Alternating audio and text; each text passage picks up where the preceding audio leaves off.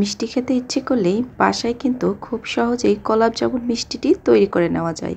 আর এটা তৈরি করতে খুব একটা বেশি ঝামেলা হয় না, আর তৈরি করাটাও খুবই সহজ। আসসালামু আলাইকুম এভরিওয়ান, সবাই কেমন আছেন? সবাইকে জানাই অনেক অনেক শুভেচ্ছা ও স্বাগত। আজকে আপনাদের তৈরি করে দেখাবো খুব সহজভাবে নরম তুলতুলে গোলাপ জামুন মিষ্টি। গোলাপ জামুন মিষ্টি তৈরি করার জন্যই এখানে প্রথমে লাগবে গুঁড়ো দুধ। প্রথমে নিয়ে নিচ্ছি 1 কাপ পরিমাণ গুঁড়ো দুধ। এর সাথে লাগবে হাফ কাপ পরিমাণ ময়দা।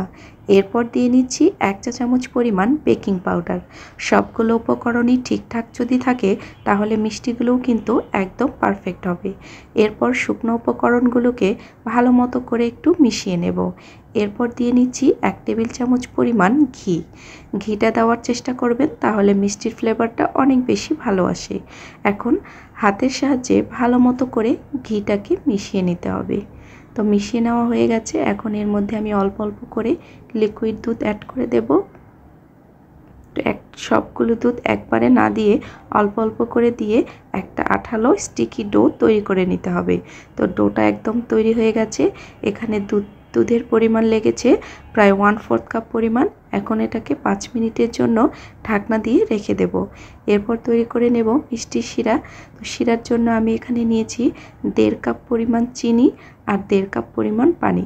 যতটুকু চিনি ততটুকুই পানি এখানে আমি ব্যবহার করেছি। যেহেতু এটা গোলাপ জামুন মিষ্টি, সেজন্য আমি এখানে অ্যাড করে নিচ্ছি 1 টেবিল চামচ পরিমাণ গোলাপ জল। এরপর দিয়ে নিচ্ছি ফ্লেভারের জন্য একটা সাদা এলাচ। এখন পানিটাকে 2 থেকে 3টা বলক দিয়ে নেব। এই শিরাটাকে অনেক বেশি ঘন করা যাবে না, যেহেতু এটা পরবর্তীতে আরও কিছুক্ষণ জাল করে নেব। এজন্য আমি এটাকে 2 থেকে 3টা বলক দিয়ে অফ করে দিয়েছি। এদিকে মিষ্টির ডোটাও রেডি হয়ে গেছে। এখন হাতে সামান্য একটু ঘি মাখিয়ে নিয়ে মিষ্টিগুলোকে আমি বানিয়ে নেব। আর এই মিষ্টিগুলো কিন্তু খুব সহজেই বানিয়ে নেওয়া যায়। দেখুন, হাতে কিন্তু কোনো রকম লেগে থাকবে না, একদমই সহজভাবেই বানিয়ে নেওয়া যাবে। তো গোল গোল করে সবগুলো মিষ্টিকেই আমি বানিয়ে নিয়েছি। সবগুলো মিষ্টি বানানো হয়ে গেছে। এরপর আমি দিয়ে নিচ্ছি তেল। তো তেলটাকে একদমই লো হিটে গরম করে নিয়ে এর মধ্যে আমি মিষ্টিগুলোকে দিয়ে নেব। অনেক বেশি গরম তেলে মিষ্টি দিতে যাবেন না, তাহলে মিষ্টিগুলো কিন্তু উপর থেকে ভাজা হয়ে যাবে আর ভেতর থেকে কাঁচাই রয়ে যাবে। তো এখন মিষ্টিগুলোকে আমি তেলে দিয়ে নিয়েছি। এরপর চুলো জালটাকে একদম লো করে মিষ্টিগুলোকে ভেজে নেব। তো প্রথম অবস্থাতেই মিষ্টিগুলোকে আমি লো আঁচে 5 মিনিটের মতো ভেজে নিয়েছি। এখন চুলো জালটাকে একটু বাড়িয়ে দিয়েছি। এরপর মিষ্টিগুলোকে আমি কালার আনবো, সেজন্য একটু চুলো জালটাকে বাড়িয়ে নিয়েছি। তো আস্তে আস্তে মিষ্টিগুলোকে এভাবে চারিদিক থেকে একটু নেড়ে চেড়ে দিলেই মিষ্টিগুলোর কালার চেঞ্জ হয়ে যাবে। আপনি যেরকম কালার রাখতে চাইছেন সেই অনুযায়ী মিষ্টিগুলোকে ভেজে নেবেন। তো আমি এটাকে একটু ডিপ কালার করব, এই জন্য আরও কিছুক্ষণ মিষ্টিগুলোকে ভেজে নেব। তো এগুলো মোটামুটি কালার চলে এসেছে। শিরায় দেওয়ার পরে এই কালারটা কিন্তু আরেকটু ডিপ হবে। তো মিষ্টিগুলোকে এখন আমি তেল ঝরিয়ে উঠিয়ে নেব। আর তেল ঝরিয়ে উঠেই সরাসরি আমি শিরার মধ্যে দিয়ে দেব। যেহেতু আমি আগে থেকেই শিরাগুলো তৈরি করে রেখেছিলাম, শিরাটা কিন্তু কুসুম গরম অবস্থায় আছে। আর এই পর্যায়ে মিষ্টিগুলোকে গরম গরম অবস্থাতেই কুসুম শিরার মধ্যেই দিয়ে নিতে হবে। তো মিষ্টিগুলো কালার চলে এসেছে। এখন মিষ্টিগুলোকে আমি তেল ঝরিয়ে উঠিয়ে নেব।